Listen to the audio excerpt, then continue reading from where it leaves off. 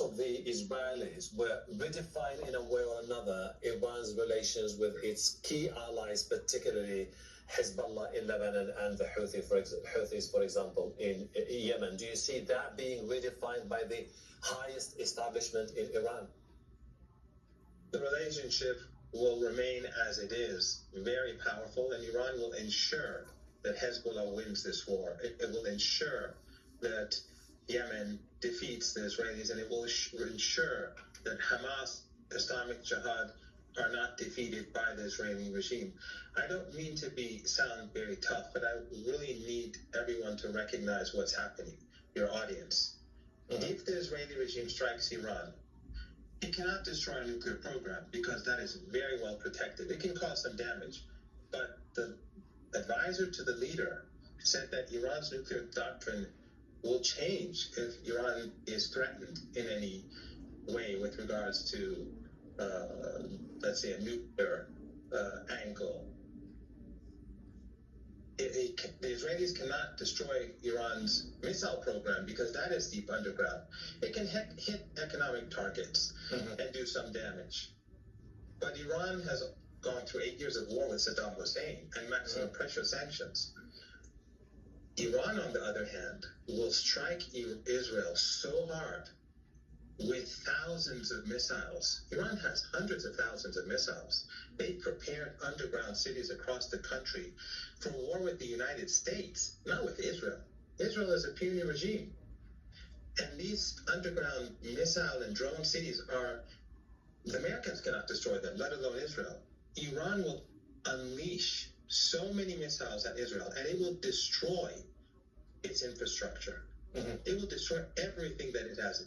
The regime will not be able to sustain itself after a heavy Iranian attack. So gone are the days where the Iranians show strategic patience, and gone are the days where the West should ridicule Iran. In April, when the Iranians fired 300 old drones, they were sending a message, and the West thought it was from a position of weakness. First of all, Iran was gathering intelligence for a real strike. They sent 300 drones and a few missiles, older missiles, and a few newer missiles to test the defenses and to see what the Americans, because most of the real defense is American, surface to air defense. And they spent billions of dollars shooting down the drones, which costed nothing for Iran. But the Iranians gathered all the intelligence that they need. And now the Iranians have shown what they can do.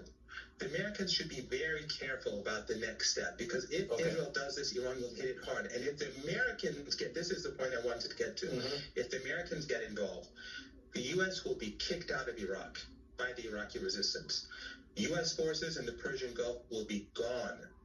And those regimes in the Persian Gulf, those family regimes in the Persian Gulf that host American bases, they will be seen as hosting the enemy. That will be the end of the oil and gas trade from this region. And that would lead to a global economic collapse.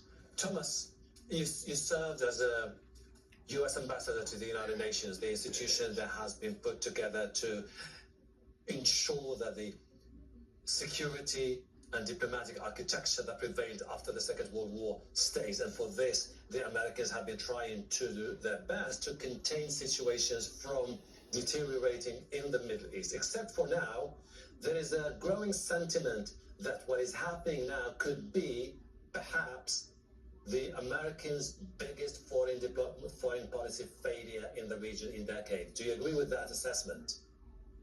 I think that we face, on the part of all of us, a serious and catastrophic potential for failure. And I listened with a great deal of attention to what your two other guests have had to say. I do not agree, after 65 years of practice and following of diplomacy, that military force is the answer to diplomatic problems, and that no war ends, whether by force or by negotiation, without political consequences of some serious significance, and that we do need to take into account, as thinkers and analysts, the risks of moving from a bad situation to an incalculably worse situation, and put our heads around that problem and talk about how can we prevent this. We cannot prevent this by asserting that every issue on which we have differences has to be settled in our favor. That doesn't work in diplomacy. But we cannot require that as the beginning event for a process of moving. We do need to establish communications. The UN has shown its weakness by divisions between the great powers and the failure of the Security Council to do what it should do under the Charter, even if in effect that has to be reinforced and backed up by some use of pressure that is serious to get the process moving toward the outcome that has at the beginning certainly a ceasefire. The resolution of the humanitarian catastrophe in Lebanon and in Gaza, a serious effort to treat with all of the difficulties in the region, including the focus on the question of how and in what way can Israel-Palestine issues be resolved. My humble opinion is the least worst solution is a two-state solution, even if everybody can figure out 1,000 ways that it cannot be achieved and will not be worked. And we have to work on the possible, not the magical.